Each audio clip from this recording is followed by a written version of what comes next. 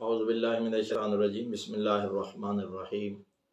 قال اللہ الحکیم فی کتابہ وافصل ارشادہ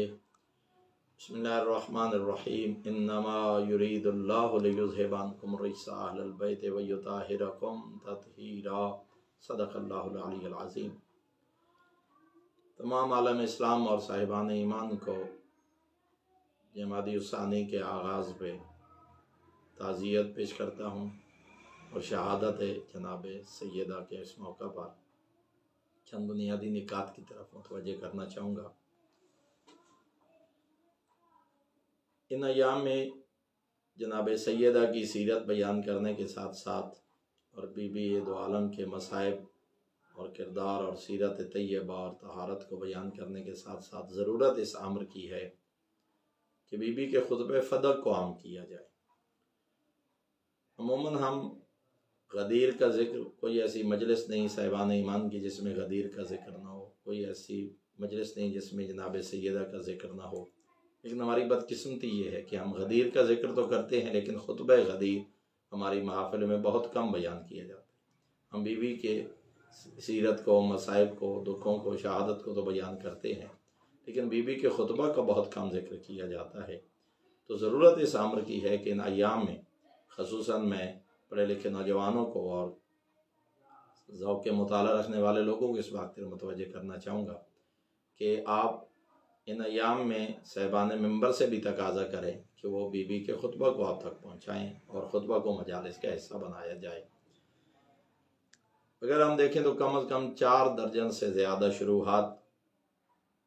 بی بی کائنات، مخدومہ کائنات کے خطبہ کی جو ہے وہ لکھی جا چکی ہیں اور کم از کم نصف درجن کے لگ بھگ اردو تراجم اس وقت بازار میں دستیاب ہیں، جن میں سے قبلہ ذیشان حیدر جوادی صاحب مرحوم کا ترجمہ اور علامہ سید ابن حسن نجفی نے اس کا ترجمہ کیا تھا خطبہ کا، اور یہ ماضی کریم میں شیخ محسن علی نجفی صاحب قبلہ مفسر قرآن دامہ ذلہ نے اس کا خوبصورت ترجمہ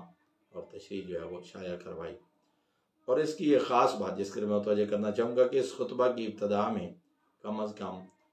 3 درجن صفحات پر محقق کے دوران علامہ شیخ آفتاب حسین جوادی صاحب قبلہ نے اس خطبہ کی اسنادی حیثیت پہ ایک بڑا پرمغز اور تحقیقی مقالہ شائع کیا، اور اس مقالہ کی باقی خصوصیات کے علاوہ چند خصوصیات یہ ہیں کہ اس میں انہوں نے تمام ان راویوں کے حالات زندگی بیان کیے ہیں اور ان پہ رجالی مباحث اور جرح و تعدیل کی مباحث کو درج کیا ہے جو اس خطبہ کے راوی ہیں، جن میں ام المومنین حضرت عائشہ بھی شامل ہیں، اور 9 راویوں کے حالات زندگی اور انہوں نے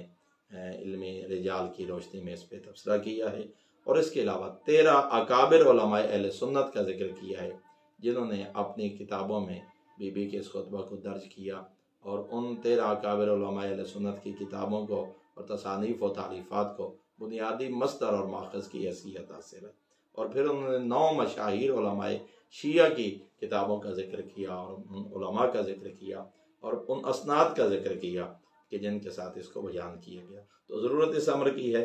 کہ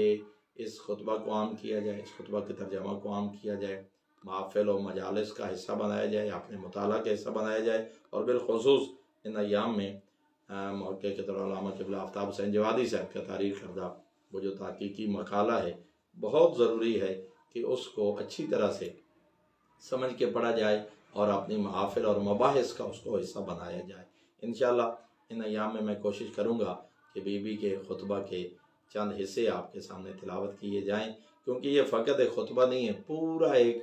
فلسفہ اسلام اور اس میں پورے عقائد اور اعمال، اصول دین اور فروع دین کا تذکرہ بی بی نے فرمایا ہے، اور زبان عصمت سے باقاعدہ جہاں شان توحید کو بیان کیا گیا، شان رسالت کو بیان کیا گیا، مقام اہل بیت کو بیان کیا گیا، عظمت قرآن کو بیان کیا گیا، اور اس کے ساتھ ساتھ اصول دین اور فروع دین کی حکمت، مسالے، فلسفہ، عظمت کا جو ہے وہ ذکر کیا گیا۔ انشاءاللہ یہ رابطہ اور یہ تعلق ہمارا جاری رہے گا۔ پھر آج کے لیے اتنا کافی کہ میں متوجہ کرنا چاہوں گا اپنے پڑھے لکھے افراد کو اور صاحبان مطالعہ کو کہ